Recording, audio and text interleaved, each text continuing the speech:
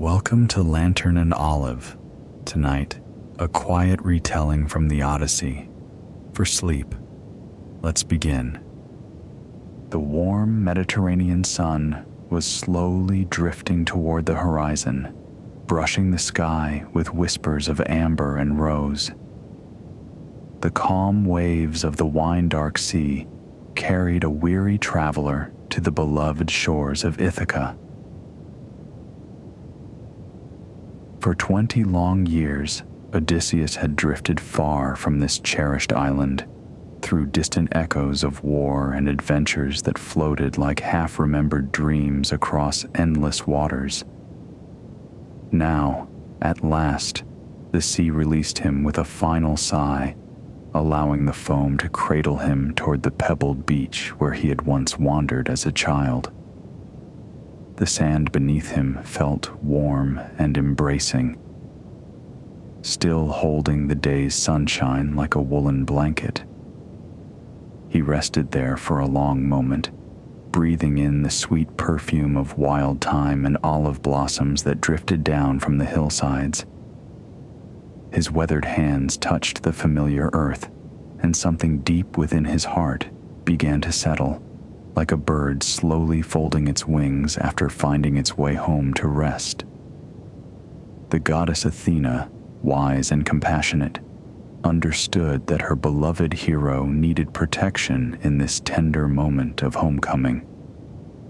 With magic like morning mist settling over the land, she transformed his appearance. His sun-bronzed skin gradually became weathered and lined, his strong shoulders slowly curved with the weight of imagined years, and his rich dark hair turned silver as moonlight on water.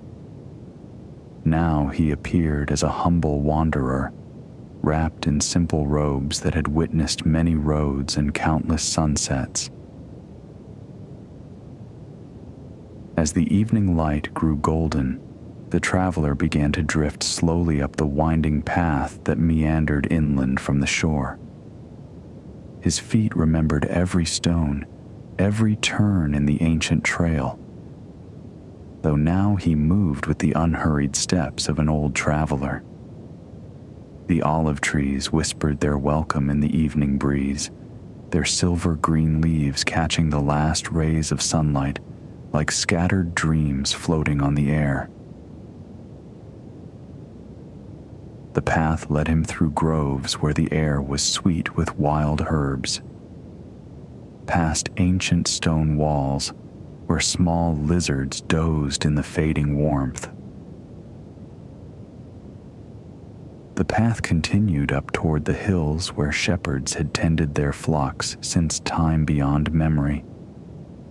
And it was here, in a sheltered valley where a small stream sang its way down to the sea, that he came upon a humble dwelling that seemed to glow with warmth and deep contentment. The house was simple but lovingly tended, built of honey-colored stone with a roof of weathered tiles warmed by countless summers. Smoke drifted from the chimney, curling up into the deepening sky like a prayer of gratitude. Around the dwelling, olive trees spread their protective branches, and grapevines heavy with purple fruit climbed the walls in drowsy cascades.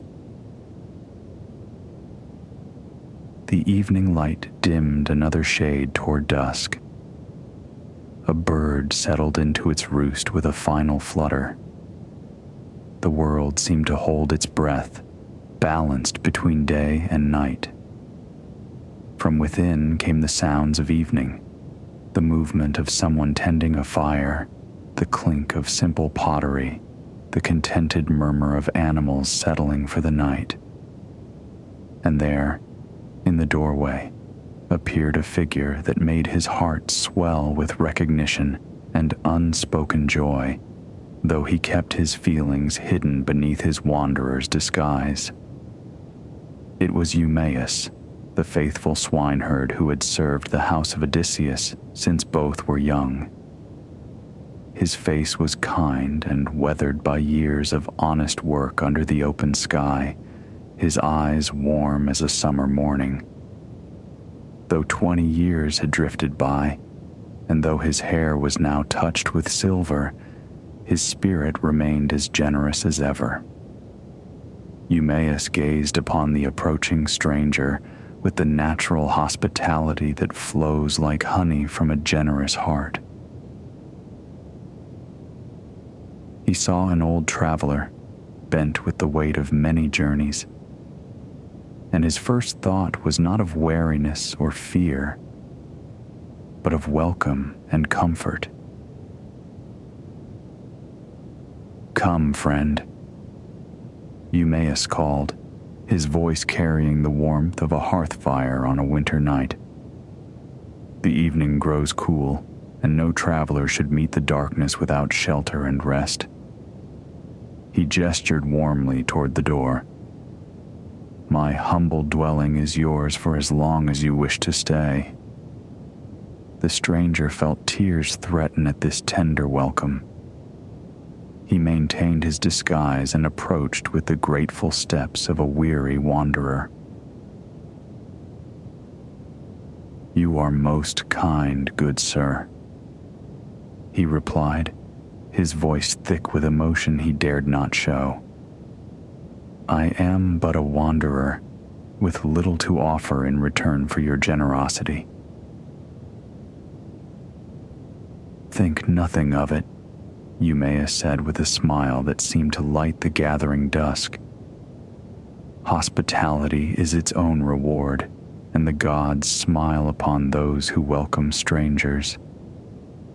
Come, let us sit by the fire." He rose and moved toward the hearth. "You shall have the best of what my simple home can provide." And so, as the first stars began to appear in the deepening sky, the two men settled beside the glowing hearth.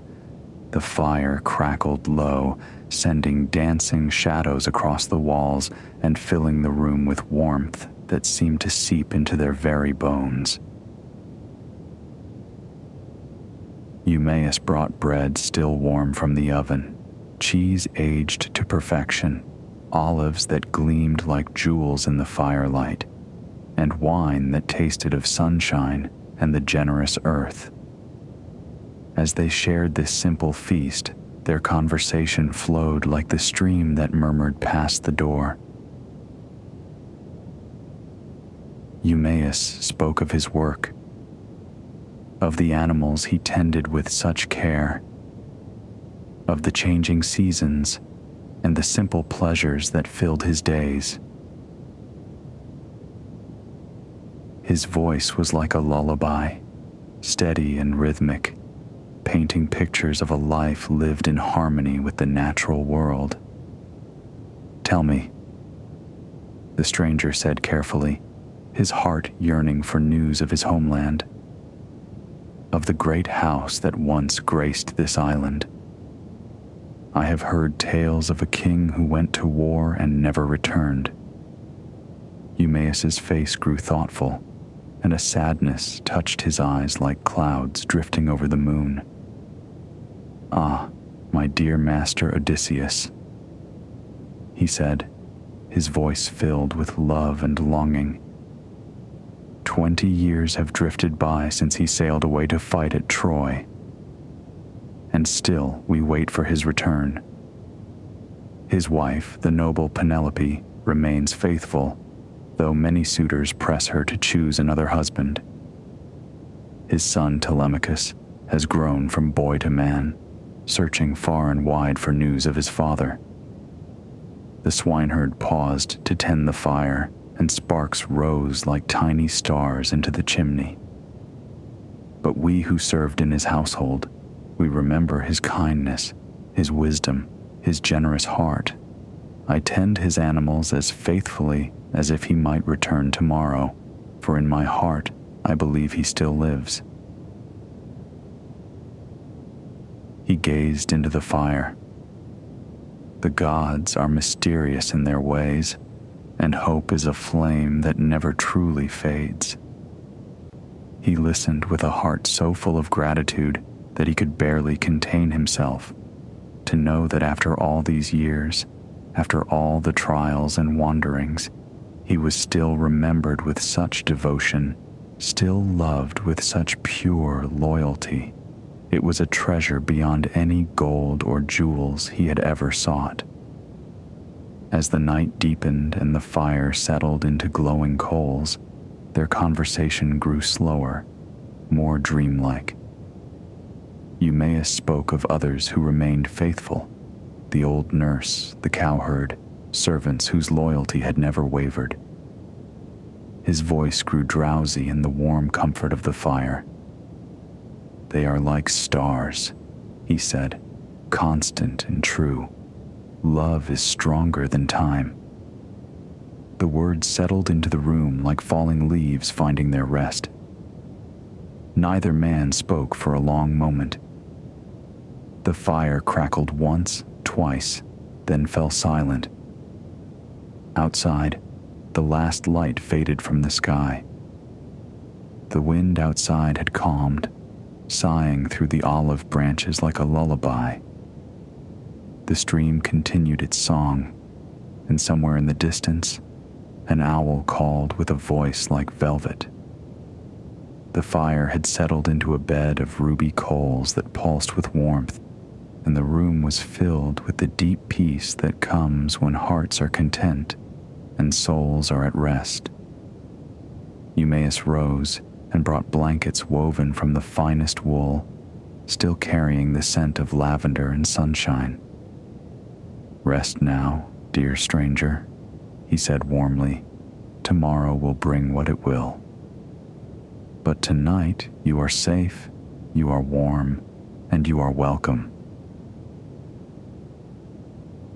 He settled into the bed his faithful servant had prepared. A peace deeper than any he had known in 20 years washed over him. Here, in this simple dwelling, surrounded by the love and loyalty of those who had never forgotten him, he was truly home. The disguise that Athena had given him seemed less like a burden now, and more like a gift, allowing him to experience the pure generosity of hearts that loved without expectation of reward.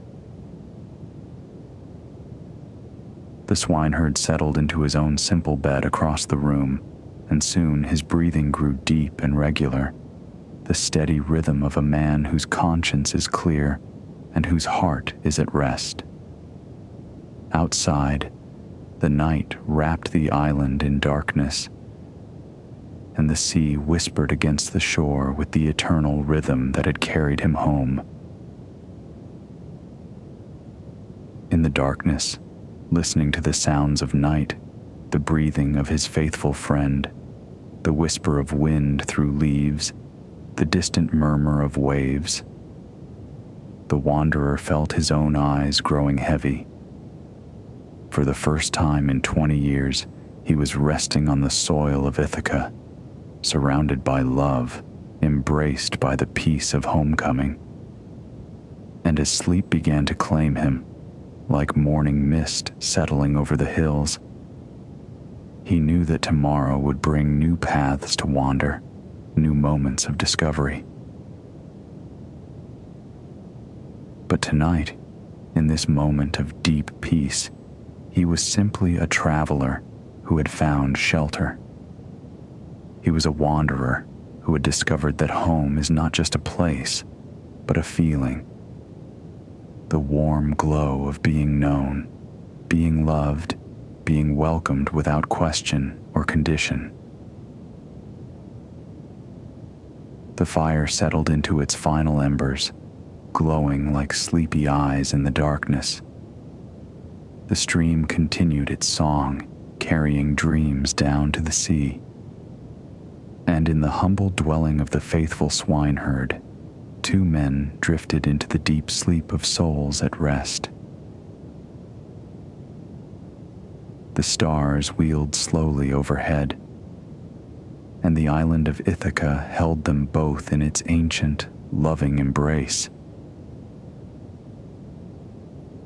the night was complete in its stillness, and filled with the promise that morning would come, bringing with it the continuation of a story that had waited 20 years to unfold.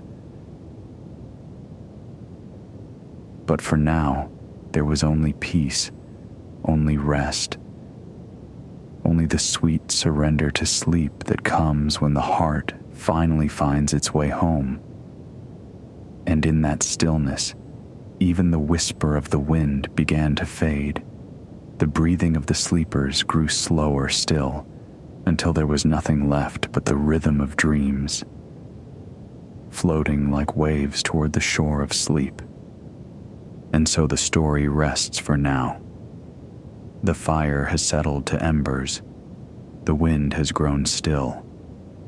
Somewhere the sea continues its ancient song, steady as breathing, patient as sleep. Let yourself drift. Let yourself rest. The story will be here when you return.